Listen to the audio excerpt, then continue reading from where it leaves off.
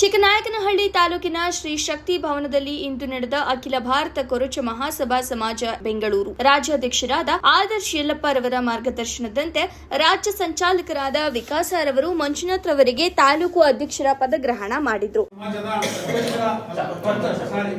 ಸಮಾಜದ ಅಧ್ಯಕ್ಷ ಅಪ್ಪಣೆ ಮೇರೆಗೆ ನಮ್ಮ ತಾಲೂಕಲ್ಲಿ ನನ್ನ ಸ್ನೇಹಿತರಾದ ಶ್ರೀ ಮಂಜಣ್ಣನವರು ತಾಲೂಕು ಸಂಘದ ಅಧ್ಯಕ್ಷರಾಗಿ ಇವತ್ತು ಆಯ್ಕೆ ಆಗ್ತಿದ್ದಾರೆ. ಅವರಿಗೆ ನಮ್ಮೆಲ್ಲರ ಪರವಾಗಿ ಮಾಲಾರ್ಪಣೆ ಅರ್ಪಿಸುತ್ತಾ ನಾವು ಚಪ್ಪಾಳೆ ಮೂಲಕ ಸಾಧಿಸೋಣ ಅಂತ ಹೇಳಿ ನಮ್ಮಲ್ಲಿ ಕೇಳಿಕೊಳ್ತಾ ಇದ್ದೀವಿ.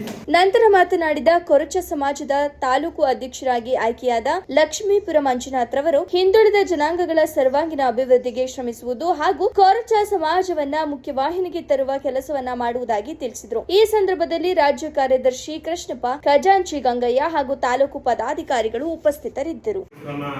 ರಚನೆ ಮಾಡಬೇಕು ಅಂತ ಹೇಳಿ ಕೇಳ್ಕೊಂಡಾಗ ಒಂದು ಮಾಡಿ ನಾವೆಲ್ಲ ಸಹಕಾರ ಮಾಡ್ತೀವಿ ಅಂತೇಳಿ ನಮ್ಮ ಸಮುದಾಯದ ಲೀಡರ್ಗಳಾದಂಥವರು ಬಂದು ಆಯ್ಕೆ ಮಾಡಿ ಅಂತ ಹೇಳಿದ್ರು. ಆ ಪ್ರಕ್ರಿಯೆಗೆ ನಾವು ಚಿಕ್ಕನಾಯಕನಹಳ್ಳಿಗೆ ಬಂದಿದ್ದೀವಿ.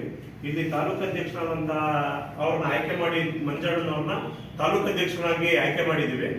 ಅವ್ರಿಗೆ ನಿಮ್ಮ ಸಹಕಾರಗಳು ಪ್ರತಿಯೊಂದೂ ಇರಬೇಕು ಅಂತ ನಾನು ಕೇಳ್ಕೊತೀನಿ.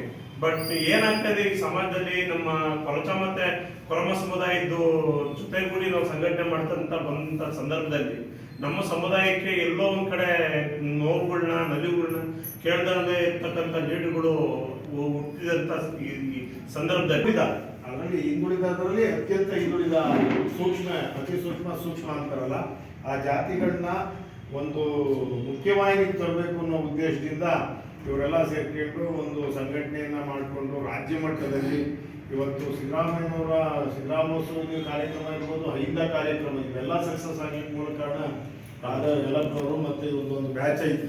ನಮ್ಮ ದೊಡ್ಡಣ್ಣಗೆರೆ ಇವರಿದ್ದಾರೆ, ಇವರೆಲ್ಲ ಸೇರ್ಕೊಂಡು ಅಲ್ಲಿ ರಾಮಚಂದ್ರಪ್ಪನವರು ಇವ್ರದ್ದು ಎಲ್ಲ ಅಲ್ಲಿ ಸಮಾಜ ಕಟ್ಬೇಕು ಅಂತೇಳಿ ಭಾಳ ವರ್ಷದಿಂದ ಒಂದು ಕನಸನ್ನು ಇಟ್ಕೊಂಡಿದ್ರು ನಮ್ಮ ಏನು ಮಂಜಣ್ಣ ಅವ್ರ ಸ್ನೇಹಿತರು.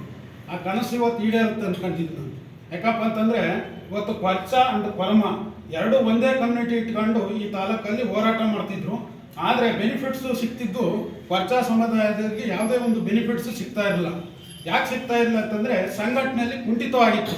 ಇವತ್ತು ತಾಲೂಕಾ ಸಂಘಟನೆ ಕುಂಠಿತ ಆಗಿರೋದ್ರಿಂದ ಯಾರಿಗೂ ಸವಲತ್ತು ಕೊಡ್ಸೋಕ್ಕೆ ಯಾರಿಗೂ ವಿದ್ಯಾವಂತರಲ್ಲ, ಆದ್ದರಿಂದ ಸವಲತ್ತನ್ನು ಪಡ್ಕೊಳ್ಳೋದಕ್ಕೆ ಯಾರಿಗೂ ಸಹ ಗೊತ್ತಿರಲಿಲ್ಲ.